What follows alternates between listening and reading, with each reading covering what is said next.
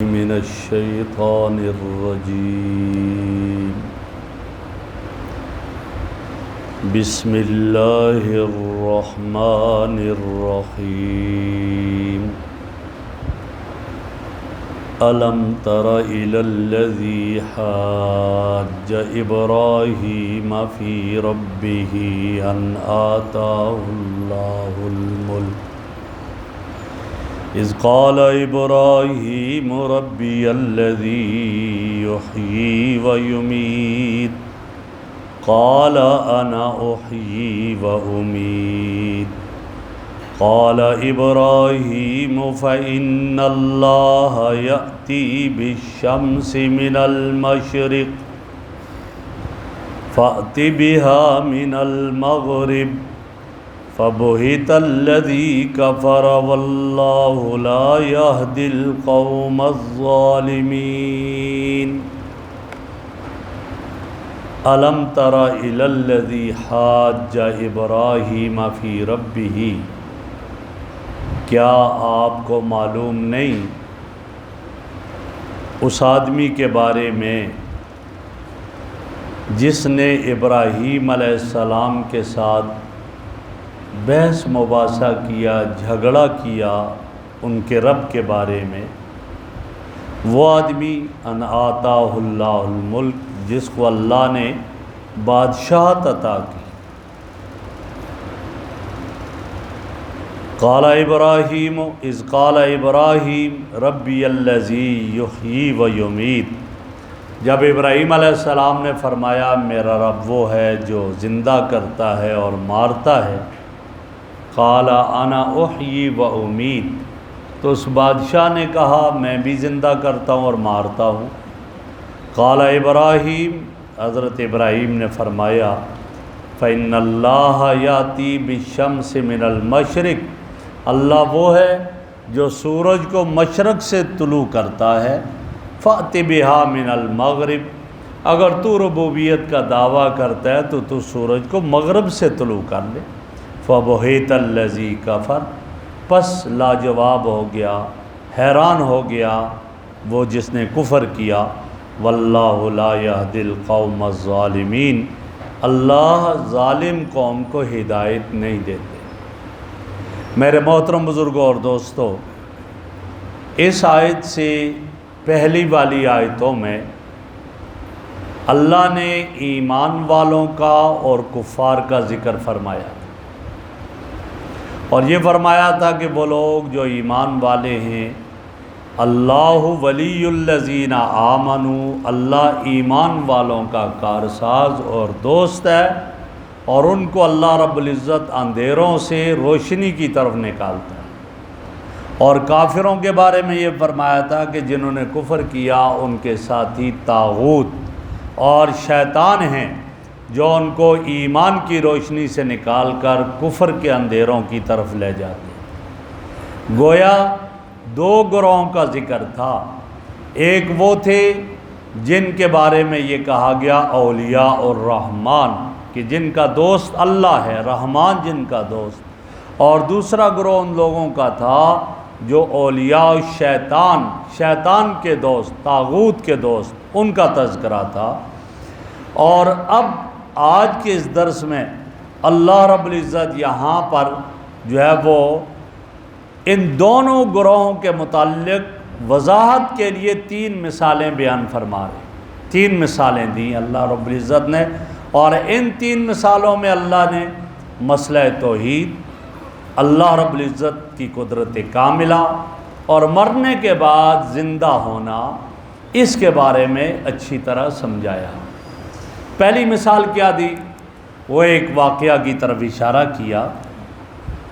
نمرود بادشاہ تھا اور اس نے خدائی کا دعویٰ کیا تھا۔ نمرود، ان کے بارے میں آتا ہے کہ یہ نمرود کنعان کا بیٹا تھا اور حضرت نوح علیہ السلام کی نسل سے آ رہا تھا۔ یہ وہ شخص تھا کہ جس نے سب سے پہلے بادشاہوں کا تاج اپنے سر پر سجایا تھا، اس سے پہلے کسی نے وہ تاج اپنے سر پر نہیں سجایا، یہ وہ تھا۔ اور فرمایا کہ 4 بادشاہ گزرے ہیں جنہوں نے پوری روئے زمین پر بادشاہت کی، جن میں سے 2 اہل ایمان اور 2 اہل کفر۔ اہل ایمان میں سے ایک جو ہے حضرت سلیمان علیہ السلام، پوری روئے زمین پر بادشاہت کی، اور دوسرے ذوالقرنین جن کا ذکر آ رہا سورہ کہف کے اندر ہے۔ اور 2 لوگ وہ تھے کافر جنہوں نے پوری دنیا پر حکمرانی اور بادشاہت کی، ایک نمرود اور دوسرا جو تھا بخت نصر۔ یہ 2 تھے جنہوں نے پوری روئے زمین پر بادشاہت کی، اور یہ کافر تھے۔ تو یہ نمرود وہ ہے۔ نمرود کے وزراء میں اور اس کے بتوں کا جو ذمہ دار تھا اس کا نام آزر تھا، جو حضرت ابراہیم علیہ السلام کا باپ تھا۔ لکھا ہے کہ جب قحط پڑ گیا اور کھانے پینے کے لیے کچھ نہیں مل رہا تھا، ابن کثیر میں یہ واقعہ نقل کیا گیا ہے، اور علامہ بغوی رحمہ اللہ نے بھی اس کو ذکر کیا کہ جب کچھ بھی نہیں ملتا تھا تو لوگ پھر نمرود کے سامنے جاتے اور نمرود کو سجدہ کرتے تھے۔ جب سجدہ کرتے نمرود پھر ان کو غلہ دیتا اور آ جاتا۔ حضرت ابراہیم علیہ السلام تشریف لے گئے اور آپ نے نمرود کو سجدہ نہیں کیا، تو نمرود نے کہا کیوں نہیں سجدہ کیا مجھے؟ تو حضرت ابراہیم علیہ السلام نے فرمایا میں تو اللہ کے سوا کسی اور کو سجدہ نہیں کرتا، میں اپنے رب کے علاوہ کسی اور کے سامنے جبین نیاز کو نہیں جھکاتا، اس کے سامنے سجدہ نہیں کرتا۔ اس کا جبین نیاز صرف اسی ذات کے سامنے جھکے گی جو میرا رب ہے۔ تو اب آپس میں بحث مباحثہ شروع ہوا، کہا کون ہے تمہارا رب؟ ابراہیم علیہ السلام سے نمرود نے سوال کیا تمہارا رب کون ہے؟ تو حضرت ابراہیم علیہ السلام نے جواب میں فرمایا ربی الذی یحیی و یمیت، میرا رب وہ ہے جو زندہ بھی کرتا ہے اور مارتا ہے۔ اب نمرود بیوقوف تھا، اس نے کہا یہ تو کیا، یہ میں بھی یہ کرتا ہوں، زندہ کرتا ہوں مارتا ہوں۔ نمرود نے آرڈر کیا 2 قیدی لائے گئے، اور جو سزائے موت کا قیدی تھا اسے کہا جاؤ تم آزاد، چھوڑ دیا، اور بے گناہ کو کہا اس کو قتل کر دو، قتل کر دو۔ کہا دیکھو میں نے اس کو زندہ کر دیا اور اس کو مار دیا۔ ابراہیم علیہ السلام سمجھ گئے کہ یہ بڑا بیوقوف ہے، اس کو احیاء اور اماتت کا پتہ نہیں ہے۔ احیاء کا معنی یہ ہے کہ بے جان چیز میں روح ڈالنا، یہ احیاء، اور اماتت کہا جاتا ہے اس بات کو کہ اپنے اختیار سے اس کی روح کو نکالنا، لہٰذا اس کو نہیں پتہ، اس سے اس اینگل میں بات کرنا اچھا نہیں۔ تو فوراً حضرت ابراہیم علیہ السلام نے انداز بدلا اور کیا فرمایا؟ فرمایا اچھا ایسا کرو، تم اگر ربوبیت کا دعویٰ کرتے ہو میرا رب وہ ہے جو سورج مشرق سے طلوع کرتا ہے، ہر ایک دیکھ رہا ہے مشرق سے طلوع ہو رہا ہے سورج، مغرب میں غروب ہو رہا ہے، اگر تم خدائی کا دعویٰ کرتے ہو ربوبیت کا، آؤ آج یہ ظاہر کرو کہ سورج مغرب سے طلوع ہو جائے، مغرب سے طلوع کر لو۔ فَبُہِتَ الَّذِی کَفَرَ، خاموش ہو۔ یہاں مفسرین نے لکھا ہے کہ یہ شبہ ہو سکتا تھا کہ وہ نمرود کہہ دیتا کہ نہیں مشرق سے تو میں طلوع کرتا ہوں، تمہارا رب کہاں طلوع کرتا ہے، اگر تمہارا رب ہے تو وہ مغرب سے طلوع کرے۔ لیکن نمرود نے یہ نہیں کہا۔ مفسرین نے لکھا اس لیے نہیں کہا کہ اب نمرود کو یقین ہو گیا کہ یہ اللہ ہی سورج کو طلوع کر رہا ہے مشرق سے اور مغرب میں غروب کر رہا ہے، اور ابراہیم واقعی اللہ کا نبی ہے، اگر میں یہ کہہ دوں گا کہ مغرب سے طلوع کر لے تو وہ مغرب سے طلوع کر سکتا ہے، مغرب سے طلوع کر لے گا اور کائنات تباہ ہو جائے گی۔ اس لیے نمرود نے پھر یہ مطالبہ نہیں کیا کہ پھر ٹھیک ہے تمہارا رب مغرب سے طلوع کرے۔ جب ابراہیم علیہ السلام نے یہ فرمایا کہ میرا رب تو وہ ہے جو مشرق سے طلوع کر رہا ہے، تم مغرب سے کرو خدا، فَبُہِتَ الَّذِی کَفَرَ، وہ کافر حیران ہو گیا، گھبرا گیا، ڈر گیا۔ یہاں قرآن نے تو اتنا ذکر کیا، علامہ ابن کثیر رحمہ اللہ اور امام بغوی نے ذکر کیا ہے کہ آگے ہوا کیا پھر کہ نمرود نے ابراہیم علیہ السلام کو غلہ نہیں دیا، آٹا نہیں دیا، قحط تھا۔ اب حضرت ابراہیم علیہ السلام واپس ہوئے تو راستے میں یہ خیال آیا کہ میں خالی جاؤں گا تو پوچھیں گے کیوں کچھ نہیں لے کر آیا، تو ابراہیم علیہ السلام نے تھیلے میں ریت بھر دی اور ریت بھر کر اٹھا کر لے گئے گھر، وہاں چھوڑی اور سو گئے۔ گھر والے گئے، وہ سمجھے آٹا لے کر آیا ہے، انہوں نے وہ تھیلا کھولا تو وہ ریت کے بجائے اس میں آٹا تھا۔ انہوں نے آٹا نکالا اور روٹی بنائی۔ ابراہیم علیہ السلام بیدار ہوئے، اٹھو کھانا کھاؤ۔ کہا روٹی کہاں سے بنائی؟ کہا جو آٹا تم لائے تھے اس آٹے سے روٹی بنائی۔ یہاں اللہ نے کیا بتایا؟ ایک چیز یہ بتا دی کہ ضرورت کے وقت کبھی کسی سے مناظرہ کی، بحث مباحثہ کی ضرورت پڑے تو کی جا سکتی ہے، جیسے ابراہیم علیہ السلام نے کیا۔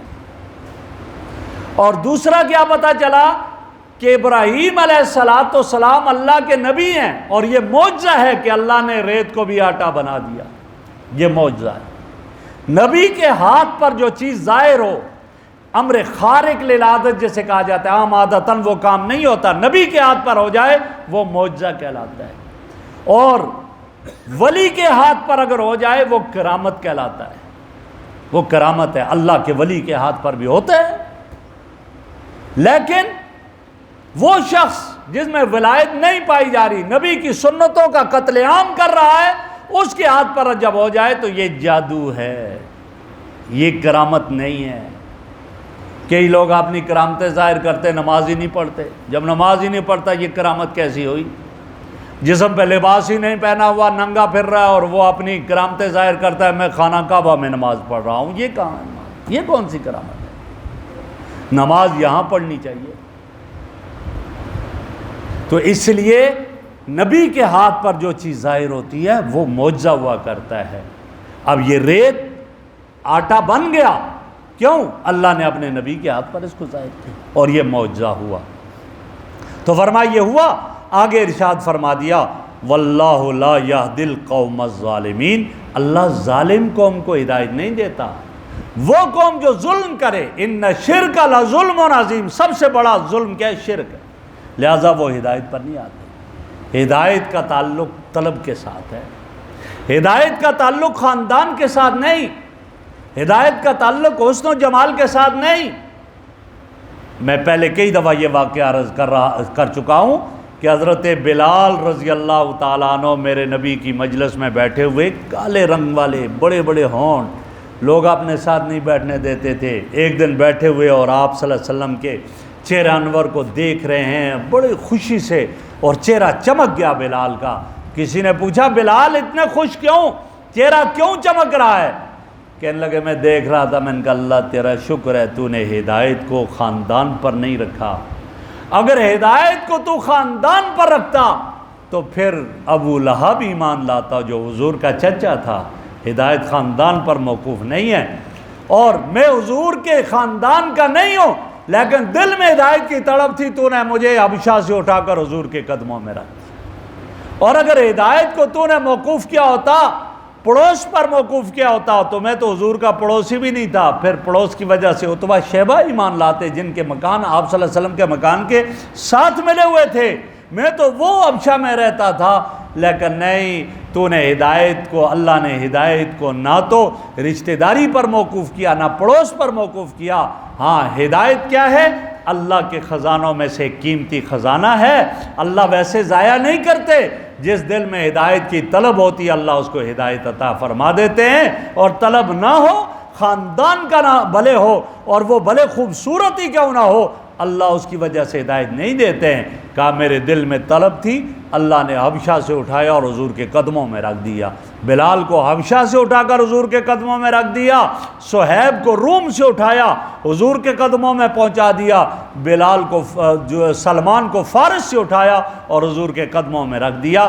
کیوں؟ دل میں ہدایت کی طلب تھی، تو اصل چیز وہ ہے۔ تو اس لیے فرمایا واللہ لا یہدی القوم الظالمین، ظالم کافر قوم دل میں ہدایت کی طلب نہ ہو تو اللہ انہیں ہدایت نہیں دیتے، اللہ یہ قیمتی خزانہ ضائع نہیں کرتے۔ اللہ رب العزت ہمیں عمل کی توفیق عطا فرمائے۔ تو یہاں ایک مثال ہوئی جس میں اللہ کی عظمت اور اللہ کی قدرت کو بیان کر دیا گیا، اور آگے دو مثالیں اور ہیں، وہ انشاءاللہ اگلے درس میں۔ الحمدللہ رب العالمین والعاقبۃ للمتقین والصلاۃ والسلام علی رسول محمد وآلہ وصحبہ اجمعین۔ سبحانک اللہم وبحمدک نشہد ان لا الہ الا انت نستغفرک ونتوب الیک صلی اللہ تعالی علی خیر خلق محمد وعلی آلہ واصحابہ وآل بیتہ اجمعین برحمتہ۔